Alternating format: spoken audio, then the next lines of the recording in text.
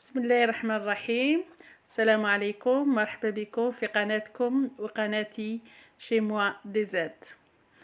اليوم راح نشوفوا مع بعض طبق رئيسي اللي هو الأرنب ولا القنين، احنا اللي نسموه قنين بالمحمر في الكوشة، مع طبق جانبي اللي هو الرز مع كبد الدجاج. هذا الطبق ولا هذا الوجبة هي تكون وجبة رئيسية وفيها لحم الأرنب اللي شوية غريب على المطبخ الجزائري ولا العائلات الجزائرية. واش نحتاجو في هذا الطبق؟ بخوميغمون نبداو بالقنين في كوشة. عندي هنا دي مغصو تاع القنين من نقيتهم، وقنين دايما من الافضل تخلوه بنهار ولا يومين في الثلاجة قبل ما تطيبوه. عندي عصير حبة قارص، عندي مغرف كبيرة موتارد، عندي الثوم، عندي شوية زعتر، عندي العكري الحار، عندي فلفل كحل والكركم كالتوابل، وعندي القزبر مرحي جاف، وعندي شوية كاتشوب والملح بيان سور والزيت. بون نبداو برومييرمون نوجدو لا ماريناد. تعرفوا بلي كاع اللحوم اللي تروح للكوشه لازم لها اون ماريناد. في ان بول حطينا الثوم اللي راني ديجا مسكرفجاتو، نزيد عليه عصير تاع نص حبه ولا حبه قارص، نزيدو مغرف كبيره تاع لا موتارد، ونزيدو نضيفو كذلك شويه برك تاع زعتر نحكو بين يديا هكا باش يعطيني المذاق، باش نخرج له المذاق. ونزيدو كذلك نبداو نضيفو في لي زيبيس. عندي قلت لكم قزبر مرحي جاف، عندي الكركم، ونزيد نضيف فلفل كحل ما نكثرش، ونزيد العكري الحار. هذا فاكولتاتيف، تقدروا ديروه، تقدروا اللي ما يحملش الحار ما يديروش. ونضيف بيان سور طبعا الملح، ونزيد كذلك الزيت، كميه من الزيت. هنا درت 2 مغارف تاع زيت، مانيش راح نضيف، هذا الكميه تكفي باش الطبق كامل يطيب بها. بون ونزيدو كذلك كميه تاع الكاتشوب. الكاتشوب هنا يعطيلو المذاق الحلو، على بالكم بلي الكاتشوب حلوه، دونك نزيدلو في النكهه وحتى اللون يجي شباب. بون خلطوا هذه المكونات كامل مع بعض في البول تاعنا، خلطوا مليح قبل ما ندير الاطراف تاع القنين. كما قلت لكم القنين هو طبق شويه نادر، ماشي نادر مي جينيرالمون ما يطيبوش بزاف كيما اللحوم والدواجن عندنا. على هذاك الناس بزاف ما تعرفش الاطباق بالهذا النوع تاع اللحوم. هنا استعملت يدي باش نضمن بلي كامل هذيك لا ماريناد تفوت كاع في الاطراف تاع اللحم تاعي.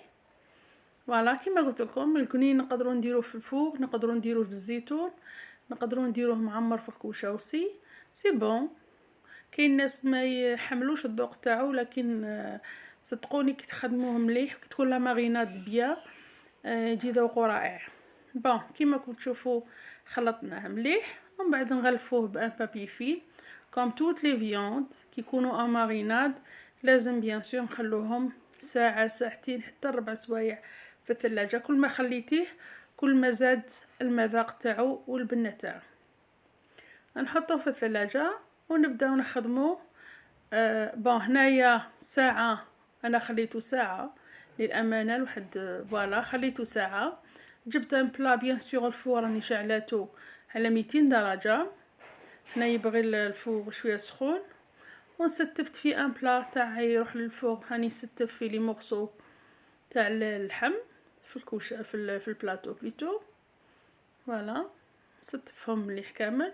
كما قلت لكم الفوق ديجا راني مشعلاتو ب20 دقيقه من قبل حتى يسخن على 200 درجه.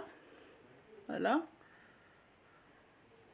ونحط لا ماريناد اللي زايدت نحطها كامل من الفوق باسكو راني حنحتاجها بور لا صوص.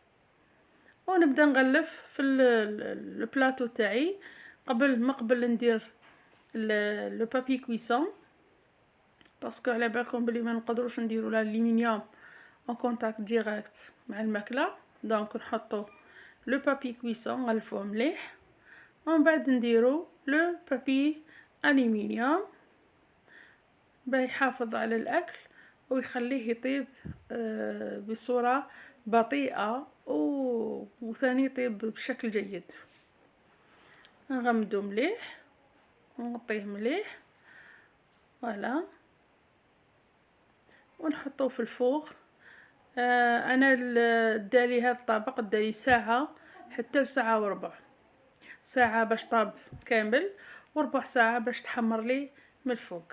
بيان سور كي نشوفو بلي طاب نحيلو البابي الومنيوم والبابي ونخليه يتحمر. فوالا من جهة اخرى اني حنوجد الطبق الجانبي اللي قلت لكم هو الارز بكبد الدجاج. عندي هنايا حبه تاع بصل مقطع رقيق، بصل تاع الروز جامي ترابوه مي يلفو تقطعوه دو سات فاصون. عندي كميه من الكبد الدجاج، عندي كوب تاع روز مفور، عندي الملح كركم وفلفل كحل وبيان سور كميه من الماء، وعندي ورقه راند. هنا في كوكوط حطيت 2 مغارف زيت، نحط لي مورسو تاع الكبد تاعي ونبدا نقلب فيهم حتى يحمروا. ومن بعد نضيف كما راكم تشوفوا نضيف البصل ونبدا ثاني نقلب فيه حتى يذوب داك البصل شويه يتقلى شويه. ومن بعد باش نزيد التوابل. هنا راني زدت الملح الكميه اللي تعرفيها توالمك على قيس الروز اللي راك تستعمليه. نزيد ثاني هنا فلفل كحل ما نكثرش، نزيد الكركم ندير شويه كميه باسكو راني باغيه الروز تاعي يجي اللون تاعو ذهبي وشباب. نبقى دائما نخلط. ومن بعد الروز راني غسلاتو شليتو مليح نشفتو مليح ونعاود نحطو فوق هذه المكونات ونخليه يتقلى هو ثاني. هذه ثاني كما قلت لكم في مناسبات مضت. الروز في هذه المرحله لازم نخليه يدي وقته باش يشرب كامل ليدام اللي راني ديجا دايرته. فوالا نحركو مليح ونعطيلو شويه فرصه باش يشرب هذاك ليدام. ومن بعد نبدا نضيف له في الماء.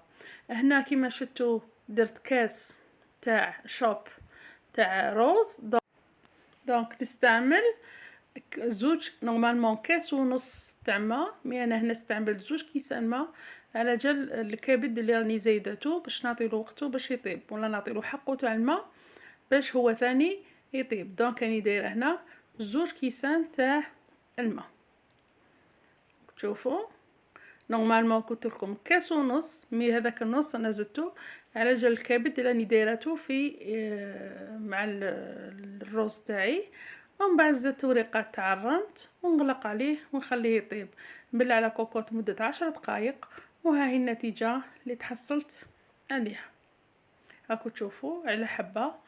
وهنايا القنين اللي درتو في الفوق ديجا شعلت عليه من الفوق كما راكم تشوفوا راه تحمر. ونبدا جو دغيسي لاسيات تاعي، حطيت الروز تحت ومن بعد نبدا نستف في لي مورسو تاع القنين. راكم تشوفوا كيف طاب ما شاء الله، وحتى الذوق تاعو فاني جا هايل وجا بنين. على عكس القنين لو كان طيبوه في مرق ما يجيش عنده نفس الذوق اللي طيبوه فيه في الفوغ ويجي محمر دو سات فاصون. وهنا بيان سور شوفوا المرق اللي زايد لي، هنا راح نصفيها ونحطها بجيه اللي بغي يزيد. وهنا ياكم تشوفوا حطيت طبق فردي تقدروا تحطوه بهذه الطريقه بهذا الديكور، ولا طبق عائلي جماعي. فوالا كما راكم تشوفوا. حطيت المرق على طرف على الجانب اللي بغي يزيد يزيد. وهنا نكونوا كملنا الطبق تاع اليوم كما راكم تشوفوا. طبق يوالم العرضات يوالم العائله، طبق مغذي ونخرجوا شويه ونذوقوا ولادنا كاع انواع اللحوم. وان شاء الله في مناسبات اخرى نديروا انواع واحده اخرى من الاسماك ومن اللحوم واطباق مختلفه اللي ان شاء الله تنال اعجابكم ورضاكم. وقبل ما نروح ما تنساوش كوم توجور ان لايك ان جيم بليتو ان بارطاج، واللي جاونا جدد مرحبا بهم، وان شاء الله تقسموا لا فيديو افيك فوزامي وتكبر العائله تاعنا، ونقول لكم بقاو على خير وتهلاو في رواحكم، وعلى بروشين.